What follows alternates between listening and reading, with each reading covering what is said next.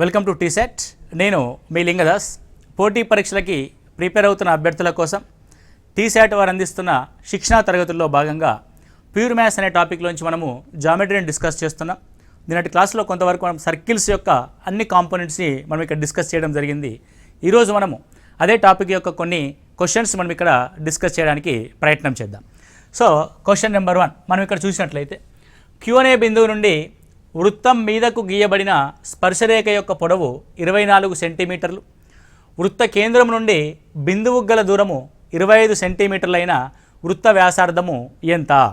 So last క్లాస్లో మనము క్లియర్గా చెప్పడం జరిగింది మీకు వృత్త కేంద్రము మరియు వృత్తం యొక్క వ్యాసార్థము మరియు వృత్తానికి సంబంధించిన అంశాల్లో స్పర్శరేఖ యొక్క పొడవుని ఏ విధంగా కనుక్కుంటామని. ఇది P అనే బాహ్య బిందువు నుండి వృత్త కేంద్రానికి గల దూరము D అండ్ ఇది స్పర్శరేఖ ఎక్కడైతే వృత్తాన్ని టచ్ అవుతుందో దాని యొక్క స్పర్శ బిందువు అంటాం. ఇప్పుడు ఏమంటున్నాడు క్వశ్చన్లో అని అంటే Q అనే బిందువు నుండి గీస్తున్నా.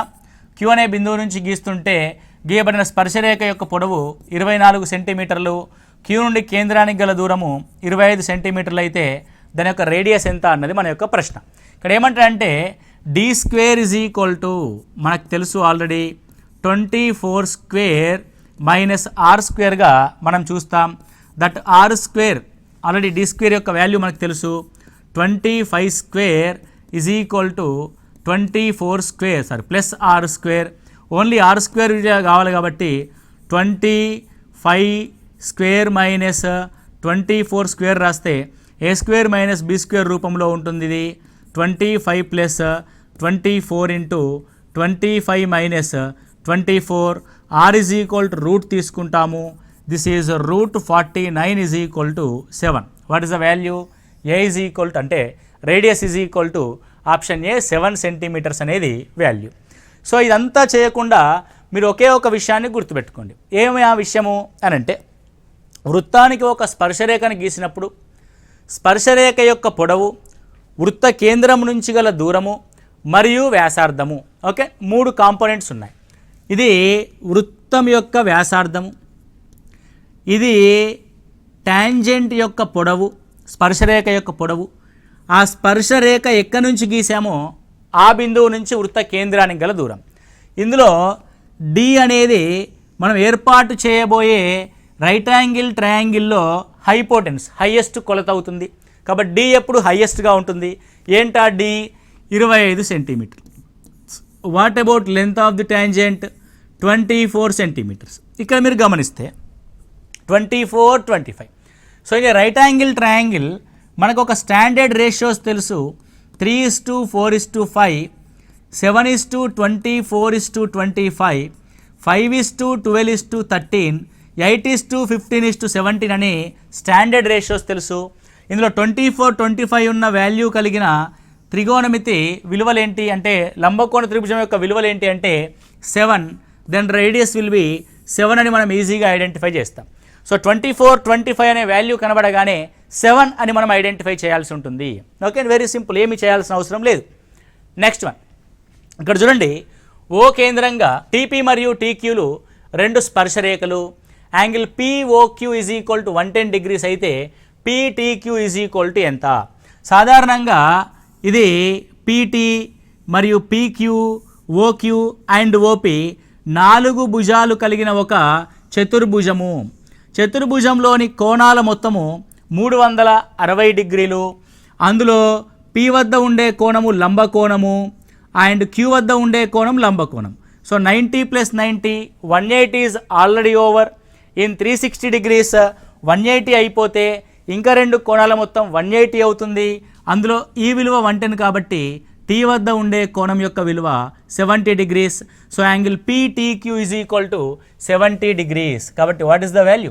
Angle PTQ is equal to 70 degrees. It's clear and easy. Next one.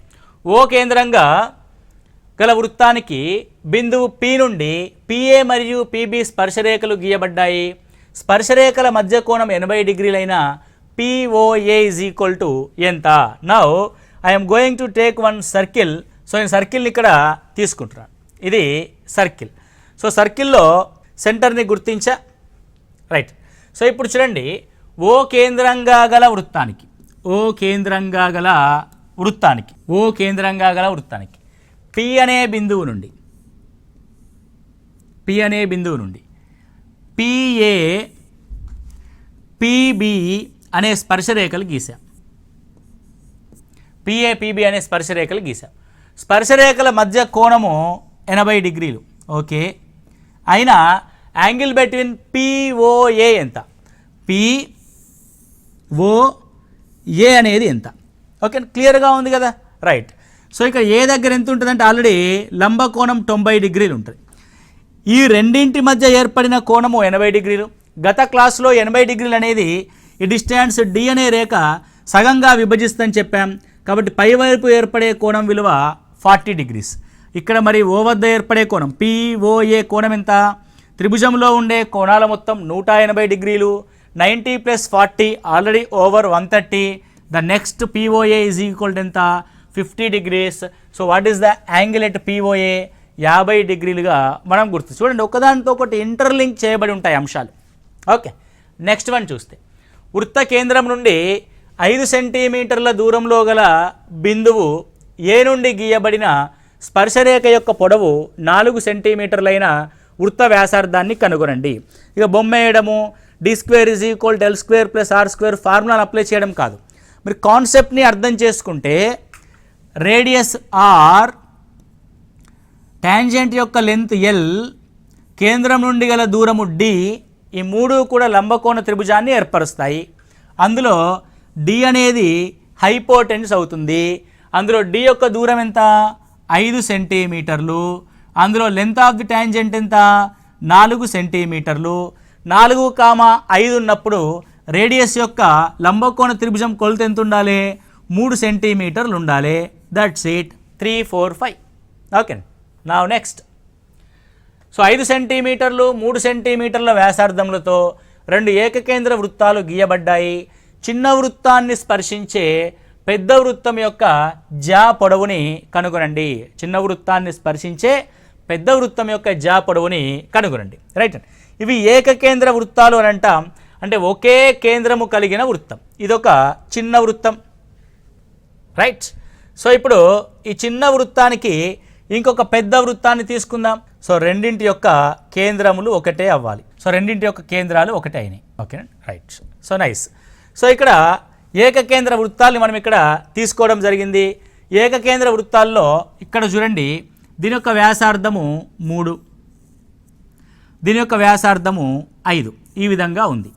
ఏమంటున్నాడు అనంటే, చిన్న వృత్తాన్ని స్పర్శించే పెద్ద వృత్తం యొక్క జా ఎవరిని స్పర్శిస్తుందట? చిన్న వృత్తాన్ని స్పర్శిస్తున్నాడు. Very good. చిన్న వృత్తాన్ని స్పర్శిస్తే ఆ జా యొక్క పొడవు ఎంత?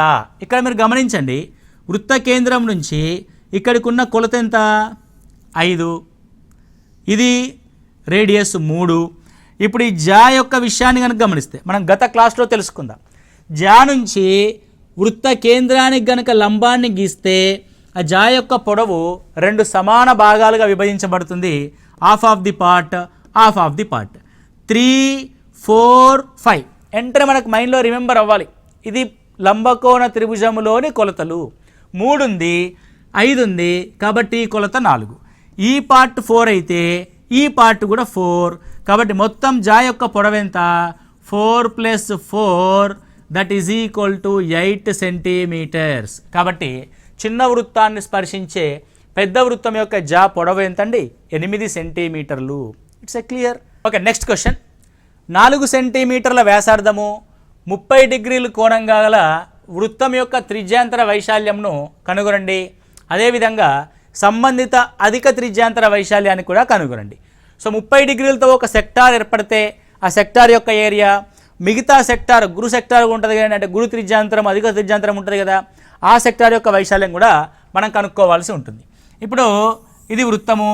సో వృత్తం యొక్క కేంద్రం నుండి 30 డిగ్రీలు మరియు 30 డిగ్రీలుగా, అంటే 30 డిగ్రీల త్రిజ్యాంతర వైశాల్యం అని అంటే మనకు తెలుసది 30 degrees by 360 into pi r² మనం రాస్తాం. ఇది నార్మల్గా 30 డిగ్రీల యొక్క త్రిజ్యాంతర వైశాల్యం. ನಾವು చూస్తే 0, 0 cancel, 3 1s 3 12s. Now 1/12 into pi r square అంటే 16, right? So 4 3s 4 4s. So what is the value? 4/3 పైగా మనం రాస్తాం, ఎందుకంటే పై అనేది 22/7 క్యాన్సిల్ అవ్వదు కాబట్టి అదేవిధంగా మనం అలాగే మెన్షన్ చేస్తాం. ఇప్పుడు మిగతా వృత్త సెక్టార్ యొక్క వైశాల్యం ఎంత? మిగతా వృత్త సెక్టార్ అంటే 30 డిగ్రీలు అంటే అవతల వైపు ఎంత ఉంటుంది? 330 డిగ్రీలు ఉంటుంది. 330 డిగ్రీలు ఉంటుంది. నా 330 డిగ్రీల యొక్క వైశాల్యం ఏమవుద్దంటే 330 degrees by 360 into pi r square. Pi is nothing but 4 square, ఎందుకంటే 4 సెంటీమీటర్ల వ్యాసార్థం కాబట్టి. So 0 0 cancel, 4 11s 4 12s. Okay, now 11/12 into pi into 16, 4 3s 4 4s. Now it is 44/3 into pi is another sector యొక్క వైశాల్యము. You just to take the pi is equal 22/7 and cancel the values. కాబట్టి most of the ఆప్షన్స్లో అయితే 4/3 పై 44/3 పైగానే ఉండడం జరుగుతుంది. Okay right. Next one ఇక్కడ చూడండి, వ్యాసార్థం 21 సెంటీమీటర్లు, angle AOB is equal to 120 degrees అయిన వృత్తఖండమైనటువంటి AYB వైశాల్యాన్ని కనుగొనండి. సో వృత్తఖండమైనటువంటి AYB వైశాల్యాన్ని కనుగొనండి అంటున్నాడు. నేను ఏమంటానంటే సింపుల్గా ఇదొక వృత్త సెక్టార్ లోపల అంటే త్రిజ్యాంతరం లోపల ఇదొక ట్రయాంగిల్. ఈ ట్రయాంగిల్ యొక్క ఏరియాని తీసేస్తే సరిపోతుంది. ట్రయాంగిల్ యొక్క ఏరియాని ఏ విధంగా తీసేయడం జరుగుద్ది అని అంటే, దీని మధ్యలోకి ఒక లంబ సమద్విఖండన రేఖని గీసా. లంబ సమద్విఖండన రేఖ వల్ల ఏమైందంటే ఈ కోణము 120 కాస్త 60 డిగ్రీలుగా మారుద్ది, ఈ కోణము 30 డిగ్రీలుగా మారుద్ది. 90 డిగ్రీస్కి ఎదురుగా 21 సెంటీమీటర్లు ఉంటే 30 డిగ్రీలకు ఎదురుగా ఆ లంబంలో ఉన్న సగం వాల్యూ ఉంటుంది కాబట్టి ఇది 21/2 అవుతుంది. ఓకే, 21/2. సో ఈ 21/2 అయినప్పుడు 60 డిగ్రీలకు ఎదురుగా ఉన్న వాల్యూ ఏమవుతుందంటే 30కి ఎదురుగా ఎంతైతే ఉంటుందో దానికి √3 రెట్లు ఉంటుంది. ఇది మీకు త్రికోణమితి అనే చాప్టర్లో క్లియర్గా మెన్షన్ చేయడం జరిగింది. కాబట్టి ఇప్పుడు 21/2 √3. కాబట్టి మొత్తము ఈ త్రిభుజంలో ఈ జా యొక్క పొడవు ఏమవుతుంది? ద లెంత్ ఆఫ్ ది జా ఈజ్ ఈక్వల్ టు 21√3 అవుతుంది. 21√3 ఎందుకంటే 21 సెంటీమీటర్లు దాని యొక్క భూమి 21√3 కలిగిన త్రిభుజం యొక్క వైశాల్యాన్ని తీసేస్తాము. ఎందులోంచి? 120 డిగ్రీస్ ఉన్న సెక్టార్ యొక్క వైశాల్యంలోంచి ఈ సమద్విబాహు త్రిభుజ వైశాల్యాన్ని తీసేయడం జరుగుద్ది. ఇప్పుడు ఫస్ట్ సెక్టార్ యొక్క వైశాల్యం,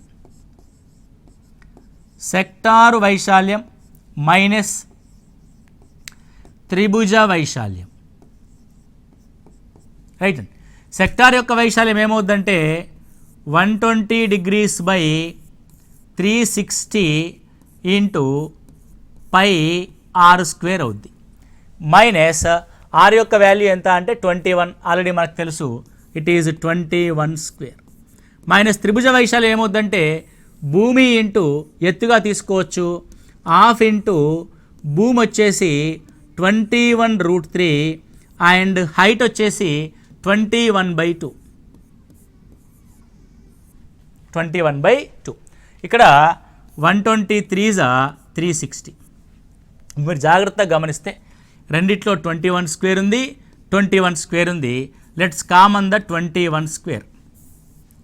21 స్క్వేర్ని మనము కామన్ తీస్తే ఈ లోపల 22/7/3 22/21 మైనస్ ఇక్కడ 21 స్క్వేర్ బయటికి వెళ్ళిపోయింది, √3/4.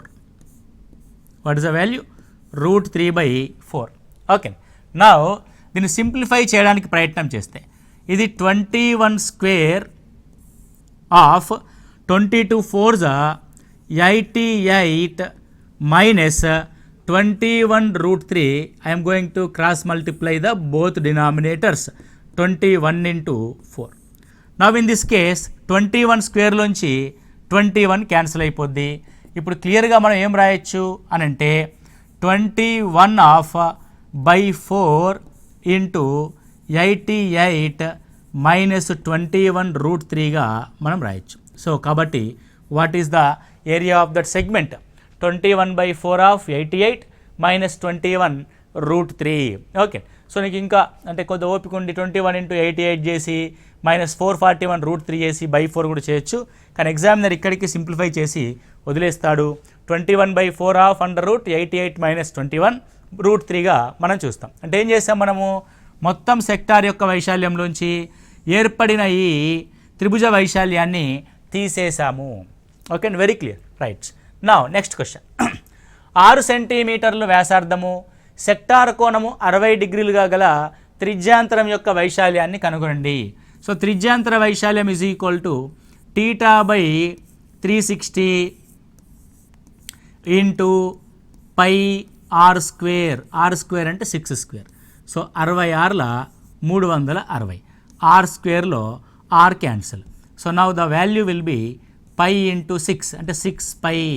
సో 6π నువ్వు సింప్లిఫై చేస్తా అంటే 22/7 into 6 that is 132/7 centimetre square. ఇంకా సింప్లిఫై చేస్తా అంటే క్యాన్సిల్ చేసి సింప్లిఫై చేయండి. కాకపోతే నీకు 6π అనే ఆప్షన్నే ఎగ్జామినర్ ఇవ్వడానికి ఎక్కువగా అవకాశం ఉంటుంది. లేదంటే 132/7 ఆఫ్టర్ దట్ సింప్లిఫికేషన్ ఆఫ్ 132/7ని మనం ఇక్కడ చూస్తాం. Next one. ఒక గడియారంలో నిమిషాల ముళ్ళు పొడవు 14 సెంటీమీటర్లు అయినా 5 నిమిషాల్లో నిమిషాల ముళ్ళు ఆవరించే ప్రదేశ వైశాల్యము ఎంత? ఇది ఒక గడియారం ఉందండి. గడియారంలో నిమిషాల ముళ్ళు ఇక్కడ స్టార్ట్ అయింది.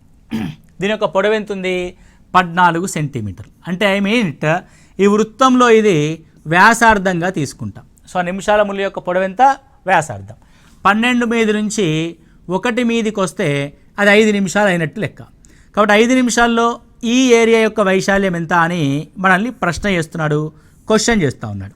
నేనేమంటానంటే వెరీ సింపుల్. ఇప్పుడు 12 మీద నుంచి తిరిగి 12 మీదికి రావాలంటే 60 నిమిషాల టైం పడుతుంది. అంటే 60 నిమిషాలలో పూర్తి వృత్త వైశాల్యాన్ని తిరిగే ఆ నిమిషాల ముళ్ళు 5 నిమిషాలలో తిరిగే వైశాల్యం ఎంత? 5/60. ఇలా కూడా చేయొచ్చు. లేదంటే 360 డిగ్రీలకి గంట పడితే 5 నిమిషాలకి ఎంత టైం పడుతుంది అంటే ఎన్ని డిగ్రీలు తిరుగుద్ది అని కూడా చేయొచ్చు. కానీ మళ్ళీ డిగ్రీలోకి మార్చి దాన్ని కంపేర్ చేయడం కాకుండా ఇక్కడ త్రిజ్యాంతరం యొక్క వైశాల్యాన్ని క్లియర్గా చూస్తున్నా. ఎలా చూస్తున్నా? 12 నుంచి మళ్ళీ 12 మీదికి రావాలంటే అది 60 నిమిషాలు ట్రావెల్ చేయాల్సి ఉంటుంది. 60 నిమిషాలు ట్రావెల్ చేసే బదులు మనకు కావాల్సిన ఏరియా యొక్క వైశాల్యం కేవలం 5 నిమిషాల యొక్క వైశాల్యమే కాబట్టి 5/60 రాస్తాను. అందులో తప్పేమీ లేదు. వృత్త వైశాల్యము πr². Right. So 5 12 60. So now it is 1/12 into 22/7 into 14 into 14 7 2 14 2 6 12 2 3 6 2 11. So 11 into 14 14 1 14 14 1 14 154/3 centimetre స్క్వేర్ని occupy చేస్తుంది. ఓకే, ఇంకా కొట్టేస్తాను నేనంటే కొట్టేయండి. 50.33 సెంటీమీటర్ స్క్వేర్గా మనం చూస్తాం.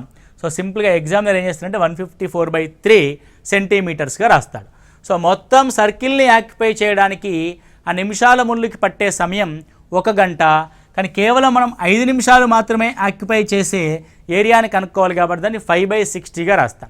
అప్పుడప్పుడు గుడ్డిగా ఫార్ములాస్ని గుర్తుపెట్టుకోవడం కానీ అప్లై చేయడం కానీ కాకుండా కొద్దిగా మనలో ఉన్న ఒక చిన్న సెన్సిబుల్ టాలెంట్ని మనం ఉపయోగించుకోవాలి. అంతే తప్ప 5 నిమిషాలకి ఎన్ని డిగ్రీలు సార్ అని లెక్క పెట్టాల్సిన అవసరం అయితే లేదు ఇక్కడ. రైట్. So next question. 10 సెంటీమీటర్ల వ్యాసార్థం గల వృత్తం యొక్క ఒక జా కేంద్రం వద్ద లంబకోణం చేయుచున్నది. ఒక 10 సెంటీమీటర్ల వ్యాసార్థంగా గల వృత్తం యొక్క ఒక జా కేంద్రం వద్ద లంబకోణం చేయుచున్నది. అయినా సంబంధిత అల్పవృత్త ఖండము అధిక వృత్త ఖండముల యొక్క వైశాల్యాన్ని కనుగొనండి. ఇప్పుడు నేను ఏం చేస్తున్నానంటే వృత్తం యొక్క కేంద్రము. రైట్. సో ఈ విధంగా 10 సెంటీమీటర్ల వ్యాసార్థం గల వృత్తం ఉంది. సో దీని యొక్క వ్యాసార్థం ఎంత? 10 సెంటీమీటర్లు. ఎక్కడో ఒక చోట తీసుకోవచ్చు, మన ఇష్టం. సో ఒక జా ఉంది, ఇది ఒక జా, ఏబి అనే జా. సో ఏబి అనే జా ఏం చేస్తుందంటే కేంద్రం వద్ద లంబకోణం చేయించినది, రైట్. ఇది 10, ఇది 10. రెండు సమాన భుజాలు కలిగిన లంబకోణ త్రిభుజంలో కర్ణం యొక్క పొడవు ఏమవుతుందంటే 10√2 అవుతుంది. కర్ణం యొక్క పొడవు ఏమవుతుందండి? 10√2 అవుతుంది. నేను ఏమన్నాడు? అల్పవృత్త ఖండము, సెక్టార్ కాదు, ఇది అల్పవృత్త ఖండము. ఈ జా ద్వారా ఈ ఏరియా యొక్క వైశాల్యము అండ్ మిగిలిన ఏరియా యొక్క వైశాల్యాన్ని కనుక్కోనండి అని ప్రశ్న. ఇప్పుడు మొత్తం 10 సెంటీమీటర్లు అంటే దీని యొక్క ఏరియా, సర్కిల్ యొక్క ఏరియా మొత్తం ఏమవుతుంది? πr² అవుతుంది. కాబట్టి ఇది 100 π సెంటీమీటర్ స్క్వేర్ అవుతుంది. ఇలా రాయండి, నో ప్రాబ్లం. 100 π సెంటీమీటర్ స్క్వేర్ అవుతుంది. ఇప్పుడు 90 డిగ్రీలు చేయుచున్న వృత్త ఖండం యొక్క ఏరియా ఏమవుద్దంటే వృత్తం యొక్క సెక్టార్ 90 డిగ్రీస్ అన్నాడు కదా, కాబట్టి ఖండము అల్పఖండం యొక్క వైశాల్యం sector area minus triangle area. ఈ ఏరియాని తీసేస్తే మిగిలేది ఈ పార్టే అన్న ఉద్దేశం. సో సెక్టార్ యొక్క ఏరియా అంటే 90/360 into π into r² 10² minus triangle యొక్క ఏరియా అంటే ఇది లంబకోణ త్రిభుజము, లంబకోణాన్ని ఏర్పరిచే రెండు భుజాల యొక్క హాఫ్ ఆఫ్ ది ప్రోడక్టే మనకు దాని యొక్క ఏరియా అవుద్ది. కాబట్టి హాఫ్ ఇంటూ లంబకోణాన్ని ఏర్పరిచే రెండు భుజాల యొక్క పొడవులు 10 × 10 అవుతాయి. Okay, now it is 94/360 100 π/4 minus 100/2, right. So it is 425.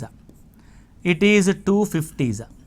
Now I am going to common the 25 from here, π-2. So అల్పవృత్త ఖండం యొక్క ఏరియా ఎంత? 25 π-2. అంటే ఈ ఏరియా 25 π/-2గా మనం తీసుకోవడం జరిగింది. సో మొత్తం వృత్త వైశాల్యం ఎంత? 100 π. అందులో అల్పవృత్తం యొక్క వైశాల్యం ఎంత? 25 π-2. కాబట్టి మిగిలిన వృత్తఖండ వైశాల్యము అంటే అధిక వృత్తఖండ వైశాల్యం ఏమవుతుంది అని అంటే, సో మొత్తము వృత్త వైశాల్యంలోంచి 100 πలోంచి మనం ఏం చేద్దామంటే అల్పవృత్తం యొక్క ఖండ వైశాల్యాన్ని తీసిద్దాం. సో 25 π + 50 అని రాస్తాను, ఎందుకంటే +50. సో 25 - 20 -50 తీసేస్తాం కాబట్టి +50 అవుద్ది. So now it is 75 π + 50. when I common the 25 from here, so now it is 3 π + 2. this is the answer. అల్పవృత్తం యొక్క వైశాల్యము 25 π-2, అధిక వృత్తం యొక్క వైశాల్యము 25 3 π + 2. Okay, so if you want to substitute π value as 3.14, you will get some answer here. So 25 into 3.14 minus 2, it is 25 into 1.14 by 100 కనుక తీసుకుంటే 25 4s 100. So it is ఏమవుతుంది? 4 2s 8. Okay, 4 2s 8. Again you will get 3, 4 8s 32, 2 4 5s 20. 28.5 అనేది అల్పవృత్తం యొక్క వైశాల్యం. నేను పై వాల్యూని తీసుకున్న తర్వాత, సో దాన్ని ఇక్కడ కూడా పై వాల్యూ కనుక తీసుకుంటే 100 into 3.14 అంటే 3.14లో by 100 తీసుకుంటే 314. మొత్తం వృత్త వైశాల్యంలో 314లో సో అల్పవృత్తం యొక్క వైశాల్యము 28.5 ఉంది. అధిక వృత్తం యొక్క వైశాల్యం ఏమవుతుంది అని చూస్తే 314 మైనస్ 28.5 ఎంత ఉంటుందో అంత ఉంటుంది. అది అధిక వృత్త ఖండం యొక్క వైశాల్యం. అల్పవృత్తఖండ వైశాల్యంలో పై వాల్యూ 3.14 సబ్మిట్ చేస్తే ఐఎమ్ గెట్టింగ్ 28.5. సో ఆ 28.5ని 314లోంచి తీసేస్తున్నాను నేను. ఓకే, నా 314లోంచి 29ని తీసేద్దాం. 14 తీసేస్తే 300, 15ని తీసేస్తే 285. సో 285.5 ఎంతండి? అది 285.5 is the answer. Okay, now this is the అల్ప వృత్తఖండము 28.5, అధిక వృత్తఖండము 285.5. రైట్. సో ఈ విధంగా మనకి వృత్తఖండం యొక్క వైశాల్యం కానీ, సెక్టార్ యొక్క వైశాల్యం కానీ, లెంత్ ఆఫ్ ది ట్యాంజెంట్, కేంద్రం నుంచి ఆ ట్యాంజెంట్ గీసిన బయట వైపు గల దూరం కానీ, వృత్త వ్యాసార్థం కానీ, వీటి మీద రకరకాల కాంబినేషన్స్ ఆఫ్ క్వశ్చన్స్ మనము గమనించవచ్చు. ఇది సర్కిల్స్ అనే కాన్సెప్ట్ యొక్క పూర్తి స్థాయి ఇన్ఫర్మేషన్ మనకి కాంపిటేటివ్ ఎగ్జామ్ పాయింట్ ఆఫ్ వ్యూలో. Okay, right. Thank you. Next క్లాస్లో మళ్ళీ కలుద్దాం. All the best.